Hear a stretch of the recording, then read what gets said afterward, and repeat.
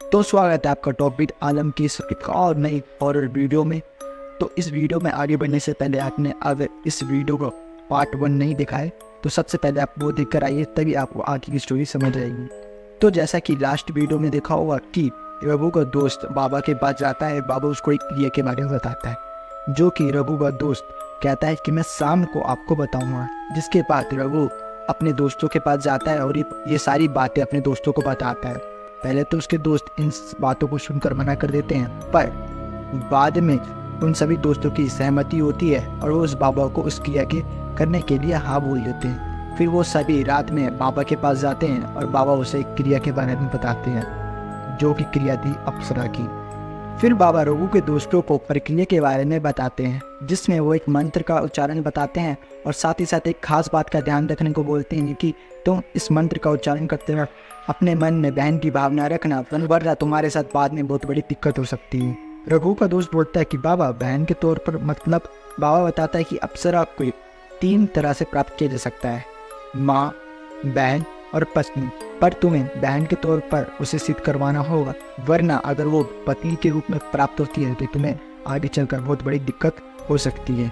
इसीलिए तुम अपने दोस्त को उसे बहन के तौर पर सिद्ध करवाना। फिर रघु के दोस्त रघु के घर जाते हैं और सारी बात बताते हैं। पहले तो रघु बहुत मना करता है, पर बाद में रघु इस क्रिया को करने के लिए तैयार हो जाता है। अब रघु इस क्रिया को करने के लिए रात के 1 बजे उठता है, पर वो कहीं ना कहीं उस लड़की को अभी तक भुला नहीं पाया था। वो उसको दिल में याद रखते हुए उस क्रिया को करना शुरू कर देता है। जिसके बाद ऐसे करते करते वो 1 दिन की क्रिया कर लेता है। इसी तरह उसे उस दिन कोई फर्क पड़ता नहीं है। इसी तरह वो 2 दिन, 3 दिन, 6 दिन, 7 दिन करते करते 14 दिन की क्रिया कर लेता है, पर उसे उस दिन तक कोई फर्क नहीं पड़ता है। अब क्रिया को करे हुए 15 दिन हो चुका था, पर अब तक रघु को कोई भी असर नहीं दिख रहा था। इस बात की जानकारी रघु ने अपने घर वालों को नहीं दी थी। रघु को लगने लगा था कि उसके दोस्तों ने उसके साथ कहीं ना कहीं मजाक किया है, वो मेरी मजबूरी का फायदा उठा रहे हैं। इस तरह रघु 15वीं रात को वो क्रिया करना शुरू कर देता है। अचानक से उसका सर बहुत तेज भारी होने लगता है और उसकी आंखें धुंधली होना शुरू हो जाती है। तभी उसके घर की एक खिड़की जोरदार तरीके से खुलता है और एक तेजी सी हवा उसके कमरे में आती है। उसे महसूस होता है कि कोई चीज घर में आई है, पर वो उस बात पे ध्यान नहीं देता है और अपना मंत्र उच्चारण जारी रखता है। जैसे जैसे वो मंत्र और जोरों से बड़बड़ाया जा रहा था, उसे महसूस होने लगा था कि अब उसका सर बहुत जोरों से भारी होता जा रहा था और उसकी आंखों और तेजी से धुंधली होती जा रही थी। तभी रघु अपने घर के कोने में देखता है तो वहाँ पे उसे एक तेज सी चमचमाती हुई रोशनी दिखती है। वो जब अपने आंखों को मसल के देखता है तो उस तरफ से उसे एक ऐसी सुगंध आ रही होती है जो कि उसने आज से पहले कहीं नहीं सूंघी होती है। जब रघु अपने कमरे के कोने के हिस्से में जहाँ से उसे एक तेज चमचमाती रोशनी दिख रही थी, जब उस जगह वो ध्यान से देखता है तो उसे वहाँ पर एक खूबसूरत सी लड़की खड़ी हुई दिखती है। रघु उस लड़की को देखकर इतना मनमोहित हो गया था कि उसे लगने लगा था कि वो अब स्वर्ग में आ चुका है। अब वो लड़की रघु के पास धीरे धीरे आ रही थी। रघु कमरे में एक जगह खड़े होकर बस उसको ही देखा जा रहा था। धीरे धीरे वो लड़की उसको इतना करीब आ जाती है और वो लड़की रघु को स्पर्श करती है। रघु को उसका स्पर्श इतना कोमल लगता है मानो कि जैसे उसे किसी फूल से छुआ गया हो। रघु उसमें इतना मदहोश हो गया था कि रघु को अपने आसपास का बिल्कुल भी होश नहीं था। रघु उस लड़की की खूबसूरती में इतना डूब गया था कि रघु अपने होशो हवास में नहीं था। अब वो लड़की और रघु दोनों मिलकर शारीरिक संबंध बनाते हैं और रघु इस वक्त तक अपने होशो हवास में नहीं था। जिसके बाद रघु को कोई होश नहीं रहता। रघु मानो एक लाश की तरह बेड पर पड़ा रहता है। अगली सुबह होती है और रघु के कानों में जोर से दरवाजा पीटने की आवाज़ आती है। रघु तो सबसे पहले उठता है। उठते ही सबसे पहले उस लड़की के बारे में सोचता है कि वो लड़की कौन थी और जो हमारे साथ हुआ तो क्या सही था। रघु ये सब सोच ही रहा होता है, तभी उसकी माँ की आवाज़ आती है जो कि बोलती है कि रघु दरवाज़ा खोल, तुम्हें क्या हो गया, तुम दरवाज़ा क्यों नहीं खोल रहे, सुबह के 12 बज चुके हैं। रघु फटाक से उठता है और जाके दरवाज़ा खोलता है। दरवाज़ा खोलते ही रघु की माँ उसे बोलती है कि तू इतनी देर से क्या कर रहा था, तू गेट क्यों नहीं खोल रहा था। तो रघु बोलते है कि माँ मुझे बहुत तेज सर में दर्द हो रहा था, इसलिए मैंने सर दर्द की दवाई खा ली थी, लग रहा था कि बहुत ज़्यादा पावर की थी, इसलिए मैं ज़्यादा देर सो गया। तो ये माँ सुनती है उसे कहती है कि चल बेटा नीचे चल, नाश्ता कर ले। जिसके बाद रघु अपने माँ से बोलता है कि माँ आप चलो, मैं मुँह धोकर नीचे आ रहा हूँ। पर थोड़ी देर बाद ही रघु के शरीर में बहुत तेज बदलाव होना शुरू हो जाता है। उसके शरीर के निचले हिस्से में इतना तेज दर्द और नीला नीला पड़ चुका था। वो ये जब देखता है तो वो घबरा जाता है, पर वो इस सब पे ज़्यादा ध्यान नहीं देता है और दवाई लगाकर छोड़ देता है। जिसके बाद शाम तक उसका वो दर्द आराम हो जाता है। इसी तरह वो दिन रघु का कट जाता है। अब वो लड़की रोज रोज रघु के पास रात में आती है और रघु के साथ शारीरिक संबंध में आती और सुबह तक वो चली जाती। रघु को शुरू में तो बहुत मजा आने लगा था, पर उसके दिन बे दिन उसकी पीड़ा भी बढ़ती जा रही थी। कुछ दिनों बाद रघु के दोस्त उसके पास आते हैं और उससे पूछते हैं कि रघु, क्या सही में वो अप्सरा तेरे को प्राप्त हुई? पर रघु उसे वहाँ पर मना कर देता है। जब रघु के दोस्त जाकर वो बाबा को बताते हैं तो बाबा भी मान जाता है, क्योंकि बाबा का कहना था कि ये सब कोई कर बस का नहीं है कि अप्सरा प्राप्त कर ले, क्या पता उसको सही में अप्सरा प्राप्त नहीं होगी। रघु के दोस्त बाबा की बात सुनकर वहाँ से चले जाते हैं। इधर रघु की हालत दिन पे दिन बहुत खराब होती जा रही थी। रघु का शरीर जैसे पहले था अब वैसे नहीं रहा था। उसके घर वाले भी उसको देखकर हैरान हो चुके थे कि रघु पहले इतना हेल्दी था, पर अब उसको ये क्या हो गया कि दिन पे दिन वो और पतला होते जा रहा था, कि मानो उसका कोई खून पी जा रहा हो। ऐसे देखते देखते उसके माँ बाप बहुत परेशान हो जाते हैं और सोचते हैं कि हम इसे किसी डॉक्टर के पास दिखा देते हैं। जब रघु के माँ बाप उसको डॉक्टर के पास ले जाते हैं तो डॉक्टर उसे एक मामूली सी कमजोरी बताकर कुछ दवाई दे देता है, पर उससे उसका कोई असर नहीं होता है। ऐसे करते करते 1 महीना हो चुका था और रघु की हालत पहले से भी बहुत ज़्यादा खराब हो चुकी थी। रघु के दोस्त बताते हैं कि एक दिन रघु अपने घर में बैठा हुआ था और अचानक से उसको सांस लेने में प्रॉब्लम हो गई। उसकी हालत उस समय मरने तक हो गई थी। उसके माँ बाप तुरंत उसको उठाते हैं और सीधा हॉस्पिटल ले जाते हैं, जहाँ डॉक्टर उसकी स्थिति देखकर उसको आईसीयू में भर्ती कर देते हैं। जिसके बाद वह बताते हैं कि इसके कुछ टेस्ट करने पड़ेंगे। इस बीच उसका भाई दिल्ली किसी काम से गया था। रघु का भाई ये सब सुनकर वापस घर के लिए निकल जाता है, पर अब जो रघु के परिवार के साथ होने वाला था उन्होंने कभी सोचा भी नहीं। जब शाम को रिपोर्ट्स आती है तो डॉक्टर जो उन्हें बताता है उसकी माँ वही बेहोश हो जाती है। रिपोर्ट के अनुसार डॉक्टर बताते हैं कि रघु अब ज़्यादा दिन का मेहमान नहीं रहा, क्योंकि उसके सारे शरीर के ऑर्गन पूरी तरह डैमेज हो चुके हैं और वो अब ज़्यादा दिन जिंदा नहीं रह सकता। ये बात सुनकर उसकी माँ तो वहीं बेहोश हो जाती है और उसके पापा भी सदमे में चले जाते हैं कि ऐसा क्या हो गया हमारे बेटे के साथ कि वो अब ज़्यादा दिन का मेहमान नहीं रहा। उसी बीच उसका भाई भी वहाँ पर पहुँच जाता है और जब ये बात सुनता है तो वो भी हैरान हो जाता है। धीरे धीरे करते ये बात उनके रिश्तेदारों और रघु के दोस्तों के पास भी पहुँच जाता है, जिसके बाद सभी रघु से मिलने के लिए हॉस्पिटल आने लगते हैं। ये बात सुनकर रघु के दोस्त भी हॉस्पिटल पहुँचते हैं, तो वो जब रघु की हालत देखते हैं तो वो समझ जाते हैं कि रघु ने हमसे झूठ बोला। वो तुरंत बाबा के पास जाते हैं और वो सारी घटना के बारे में बताते हैं। रघु के दोस्त बाबा के साथ हॉस्पिटल पहुँचते हैं और यहाँ पर उसके माँ बाप और उसके भाई मौजूद थे।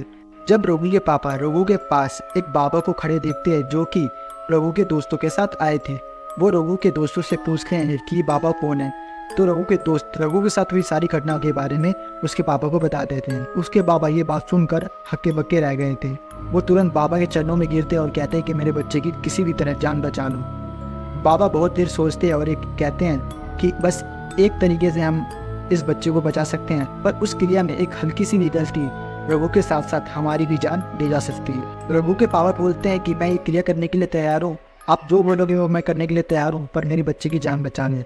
जिसके बाद बाबा बोलते हैं कि रघु को तो सबसे पहले यहाँ से डिस्चार्ज करो और घर पे लेके चलो। मैं रात में आऊँगा अपने कुछ चेलों के साथ और तब इसके बाद हम इस क्रिया को करेंगे। इतना बोलकर बाबा वहाँ से चले जाते हैं। जिसके बाद रघु के पापा रघु के दोस्तों कहते हैं कि आप सब यहाँ से चले जाओ, आपके घर वाले परेशान हो रहे होंगे।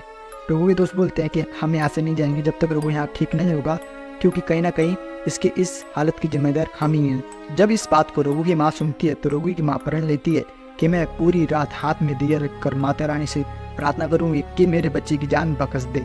जिसके बाद वो सभी रघु को हॉस्पिटल से लेकर घर आ जाते हैं। फिर रात होती है और बाबा अपने कुछ चेलों के साथ घर पे आते हैं। जिसके बाद वो सबसे पहले घर में एक बड़ा सा गोला बनाते हैं और उसके बीच में रघु को रखवा देते हैं और घर के कोने में सीमा बना देते हैं और रघु के परिवार के साथ साथ उसके दोस्तों को उस सीमा के अंदर रहने के लिए बोल देते हैं और कहते हैं कि कुछ भी हो जाए तो इस सीमा से पार मत होना, तुम्हारे साथ जो भी कुछ होगा, कुछ भी कोई बुलाएगा तुम इस सीमा को मत पार करना, चाहे रघु ही खड़ा होकर तुम्हें क्यों ना बुलाए।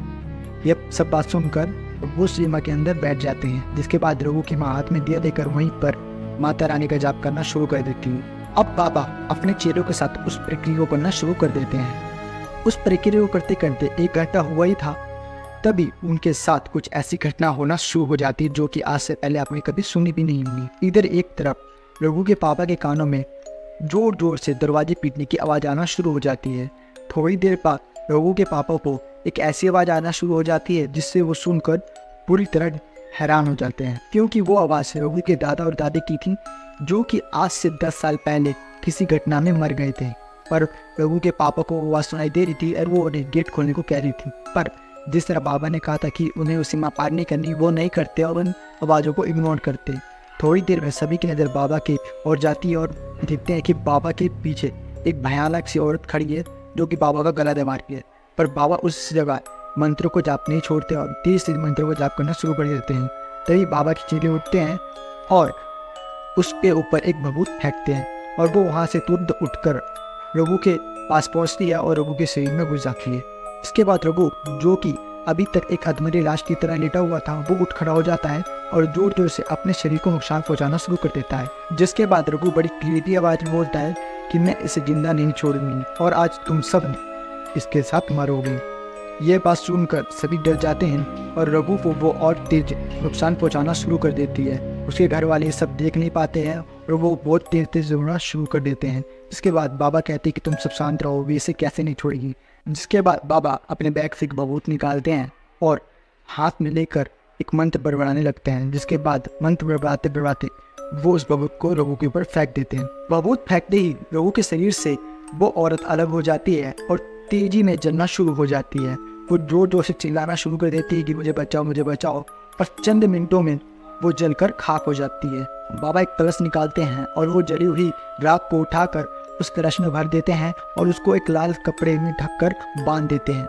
जिसके बाद बाबा कहते हैं कि आप सभी उस सीमा को पार कर सकते हो। जिसके बाद ये बात सुनते ही कि दोस्त और रघु के परिवार वाले वहाँ से उठकर उस सीमा को पार करके बाबा के पास आ जाते हैं। पर उस दौरान उनकी माँ अभी भी मंत्र का उच्चारण कर ही रही थी, जो कि वो माता रानी का प्रण ले रखा था। फिर बाबा रघु के पापा को पास बुलाते हैं और कहते हैं कि ये कलश लो और इसको किसी गड्ढे नाले में फेंक देना। जहाँ एक तरफ रघु अभी बेहोश पड़ा होता है, बाबा अपने चेलों से कहते हैं कि इसे उठाओ और ले आके कमरे में रख दे, इसको थोड़ी देर में होश आ जाएगा। ये बात सुन के उसके पापा बाबा के चरणों में गिर जाते हैं और कहते हैं कि बाबा आपका बहुत बहुत शुक्रिया जो आपने मेरे बेटे की जान बचा ली। जिसके बाद बाबा कहते हैं कि आप मेरे चरणों में मत गिरो, आपको शुक्रिया करना ही है तो आप जाके उस औरत को करो जो कि अभी तक माता रानी का जाप कर रही है। जिसके बाद रघु के पापा पूछते हैं कि बाबा आप क्या बोल रहे हो। फिर बाबा वो सारी स्थिति के बारे में बताते हैं। बाबा बताते हैं कि अगर आज वो औरत नहीं होती तो आज आपका बेटा नहीं बचता, इसका बचना मेरे हाथ में आज नहीं दिखाता।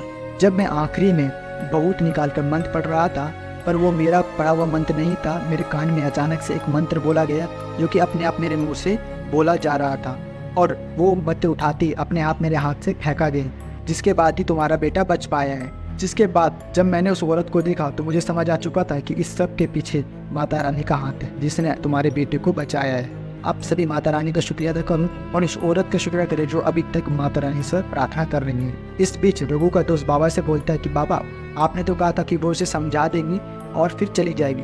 बाबा बताता है कि रघु ने उसको पत्नी के रूप में सिद्ध किया था और वो उसे बहुत ज़्यादा पसंद करने लगी थी और वो रघु को अपने साथ लेके जाने वाली थी।